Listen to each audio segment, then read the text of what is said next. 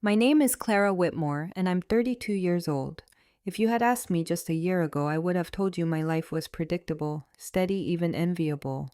9 years married to Daniel, the man I thought was my best friend. We had a comfortable house in the suburbs, stable jobs, and we'd been talking about starting a family soon. To anyone looking from the outside, we looked solid. But I know now stability can be nothing more than silence before the storm. Looking back, there were signs I should have seen. The way Daniel started rolling his eyes whenever I suggested a quiet night in, curled on the couch with takeout and a movie. How he began dropping Melissa's name into conversations more and more. Melissa, his co-worker from marketing. At first it was harmless. She had a funny story about the office printer jamming, or she'd recommended a restaurant he thought we should try. But over time, her presence in our lives grew louder, even when she wasn't in the room. Then came the late nights, the urgent projects that seemed to appear out of nowhere. He'd come home past midnight smelling faintly of cologne. He didn't own his tie. Loosened his smile, practiced but distant. And when I asked, he would give me that weary look, the kind meant to shut down questions without raising suspicion. I told myself it was stress. Everyone gets restless. Everyone craves novelty. We'd been married nearly a decade. Maybe this was just the rut people warn you about. But in my heart, I knew something was breaking. It all came to a head on an ordinary Tuesday in March. I came home from work, my arms full of groceries, to the sound of drawers slamming upstairs. At first, I thought we'd been robbed. My heart raced as I hurried up the stairs, only to find Daniel in our bedroom throwing clothes into a suitcase. Not packing, throwing. His movement sharp, angry, like each shirt was a weapon. Daniel. My voice cracked as I set the bags down. What's going on? He froze for just a moment before turning to face me.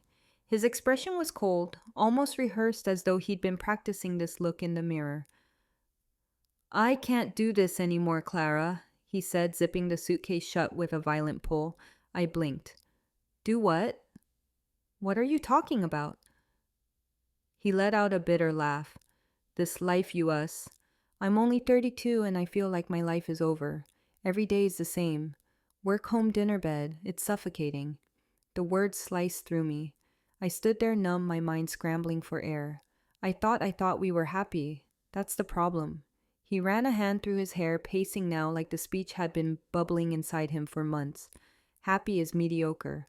I need more. I want passion, excitement, experiences. I look at other people, our friends, people online, and I see what I'm missing. What kind of experiences, Daniel? My voice trembled, but I forced him to look at me. Be specific. He stopped pacing. His eyes, once warm, now gleamed with defiance. I want to see other people. I want to open our marriage. It was like a physical blow. My breath hitched, and I actually took a step back. You mean you want to sleep with other women? Don't make it sound dirty, he snapped. It's about growth, about not settling for less than we deserve. We're still young, still attractive. We should be exploring what's out there. I stared at him.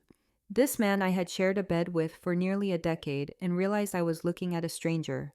My Daniel was gone, and if I say no, I asked quietly. He didn't hesitate. Then I'm walking out that door tonight, and I won't come back. You'll lose me forever. The silence stretched between us, the sound of the refrigerator humming downstairs, the neighbor's dog barking, the faint tick of the clock on our nightstand. Ordinary noises from an ordinary life that to him was unbearable. I should have begged. That's what he expected. He wanted tears, bargaining, promises to change. He wanted me to fight for him so he could feel powerful. Instead, I took a deep breath, my hands trembling at my sides, and said, Then go. For the first time, his confidence faltered. His mouth opened, then closed again. That's it. You're just going to let me leave. You gave me an ultimatum. I said, my voice steadier than I felt. I chose. His eyes narrowed. I thought you loved me. A lump rose in my throat, but I forced the words out. I thought you loved me too. Turns out we were both wrong. For a long moment he just stood there, suitcase in hand, like he couldn't process that the script hadn't gone the way he planned. Finally he muttered, You'll regret this, and stormed past me down the stairs and out the front door. The sound of his car engine roared to life, then faded into the distance until the night was quiet again. I stood by the window.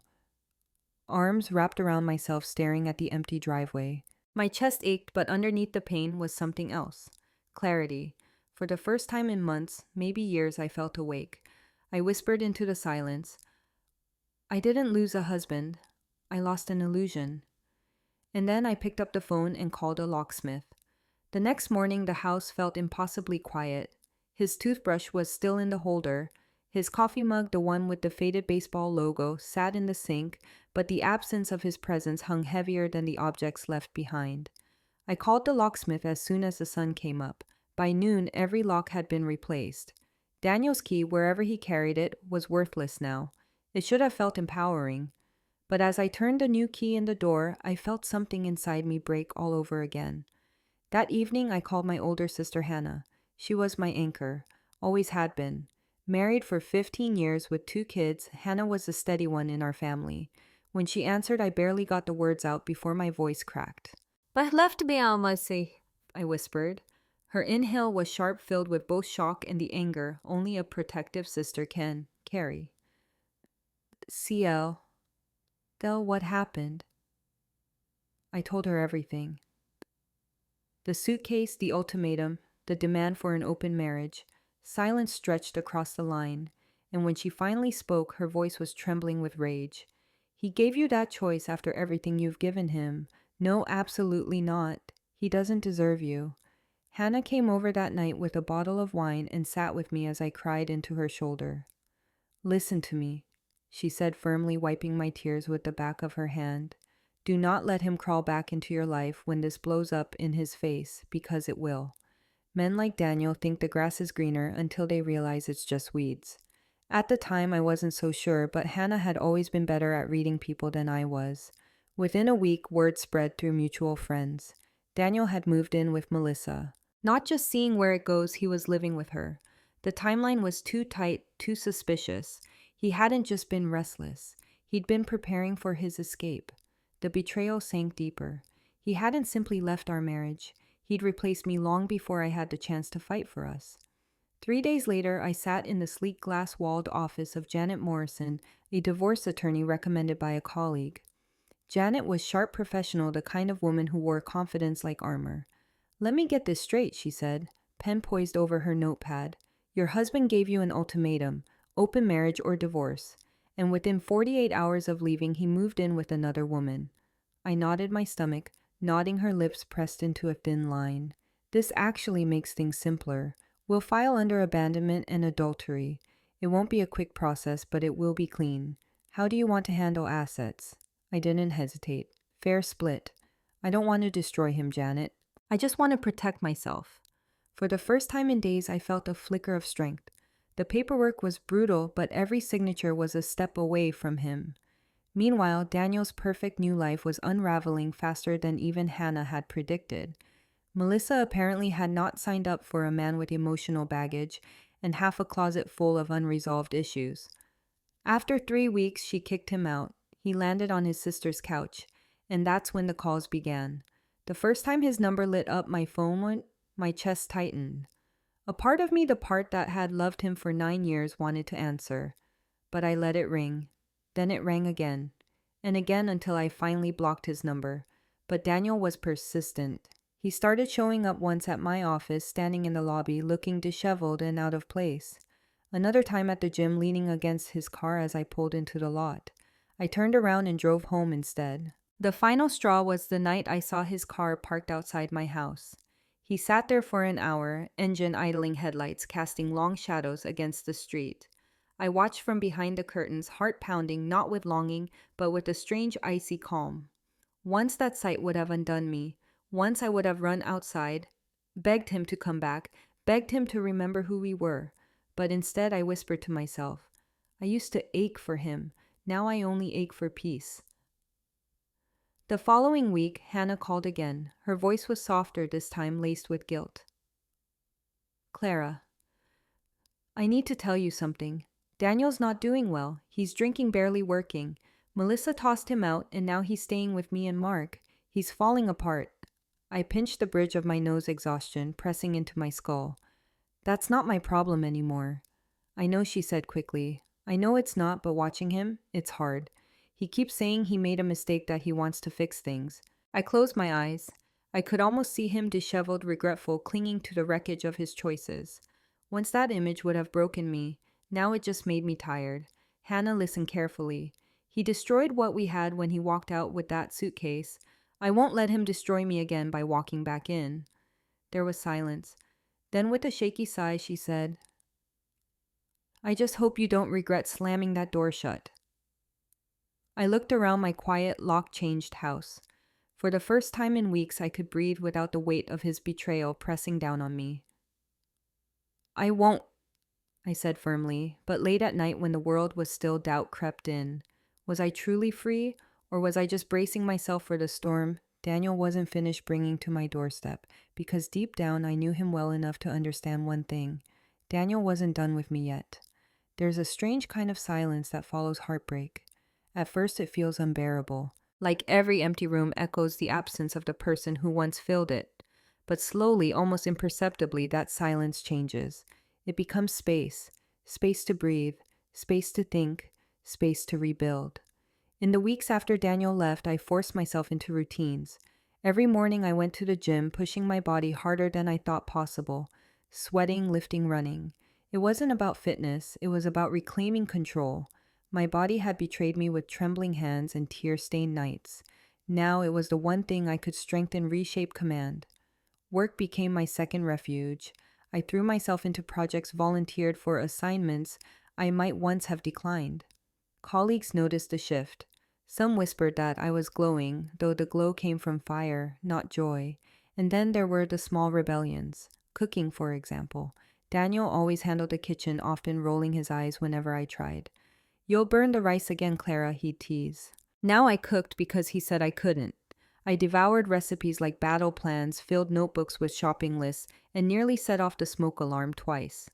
But when I pulled a roasted chicken from the oven one night, crispy, golden, steaming, I felt victorious. Still the night's words artist. I would curl beneath the covers, half expecting to hear his footsteps on the stairs, the soft click of the bedroom door. But all I heard was silence. Sometimes I welcomed it, sometimes it hollowed me out. Through friends, whispers of Daniel's unraveling reached me. He'd lost weight. He'd been drinking more than usual. Melissa had slammed her door shut, and he'd stumbled into his sister's house like a man stripped of everything. One evening Hannah called. Her voice was tight, strained. Clara, he's not himself. He sits in my living room staring at the wall for hours. He's barely holding on to his job. Mark says he's a wreck. My grip on the phone tightened. And what do you expect me to do about it? I don't expect anything, she said quickly. I thought you should know. I closed my eyes, fighting the tangle of emotions. Once his pain would have been my burden. I would have rushed to soothe it, to hold him together. Now the thought made me feel like I was drowning. Hannah, I said firmly. He made his choice. I'm not his lifeline anymore. There was silence on her end. Finally, she whispered, You're stronger than me. I don't know how you do it. The truth was, I wasn't sure either. A month after Daniel's departure, I agreed to a dinner invitation from a colleague. It wasn't a date, at least not in my mind, just two coworkers catching up. But sitting across from someone who looked at me with interest, genuine, curious interest, reminded me I wasn't invisible. I laughed more than I expected. For the first time in months, I felt something other than grief. I dipped my toes into dating slowly after that. A drink here, a casual dinner there. Nothing serious. Each encounter was less about romance and more about reminding myself that I was still a woman, still alive, still capable of being wanted. And then I met Ethan. He was 29, an architect with kind eyes and a quiet confidence that drew me in. We met at a networking event neither of us wanted to attend. I spilled coffee on my blouse, muttering curses under my breath, and he handed me his napkin with a grin. Rough night, he asked. You have no idea, I replied. We ended up talking for an hour long after the event had dwindled. Unlike Daniel, who always made conversations feel like competitions, Ethan listened, really listened. He asked questions that weren't rehearsed, laughed at my sarcasm, and didn't once check his phone. By the end of the night, when he asked if he could see me again, I hesitated. My heart was still raw, stitched together with fragile threads. But something about him felt different. Safe. Our first official date was simple: dinner at a small Italian place. He told me about his divorce, how he'd been cheated on, how betrayal leaves scars you don't see at first. We shared stories not to wallow, but to recognize each other's survival. I don't understand people who throw away something good, Ethan said, swirling his glass of wine. If I'd had loyalty, honesty, I would have cherished it. I studied him then. The sincerity etched in his face, and a warmth bloomed in me that I hadn't felt in years. Meanwhile, Daniel's shadow lingered. He wasn't gone. Not really. He called from new numbers, left voicemails I deleted without listening. Once he stood outside my office building again, his shoulders hunched, his clothes rumpled. I avoided him by slipping out the back exit. But he wasn't just haunting me, he was haunting my sister. Hannah called late one night, her voice breaking. He's destroying himself, Clara. He won't eat. He barely sleeps. He keeps saying he made the biggest mistake of his life. I sat in my living room, the phone pressed to my ear, staring at the candlelight flickering against the wall. Hannah, he destroyed me first. I won't let him do it twice. He says he needs you. Then he'll learn to live without me. There was a pause, and I could almost hear Hannah's tears. You really won't take him back, will you? She whispered. No. I said, my voice calm, steady. Because the man I love doesn't exist anymore. And the man who's left, I don't recognize him. I thought that would be the end. That he'd fade into the background, a ghost of the life I used to have. But one night, just as I was starting to believe I might be free, there was a knock at my door. When I opened it, Daniel was standing there, thinner, gaunt, his eyes hollow, his hands trembling. Please, he whispered, his voice breaking. Clara, I need you. And just like that, the storm I thought I'd outrun was standing on my porch. For a long moment, we just stared at each other. Daniel stood in the doorway, shoulders slumped, eyes sunken as if the weight of every mistake he'd made was crushing him from the inside out. His once carefully styled hair was unkempt, and the sharp suits he used to wear with pride had been replaced by a wrinkled shirt that smelled faintly of stale liquor. Please, Clara, he said again, his voice raw, almost childlike. I need you. I can't do this without you. I stepped back, folding my arms across my chest. A part of me, a very old buried part, ached at the sight of him like this. But the larger part of me remembered the suitcase, the ultimatum, the way he had walked out without hesitation. Why are you here, Daniel? I asked coldly. His hands trembled as he rubbed his face. Because I was wrong. I thought I needed freedom, excitement, but all I found was emptiness. I miss us.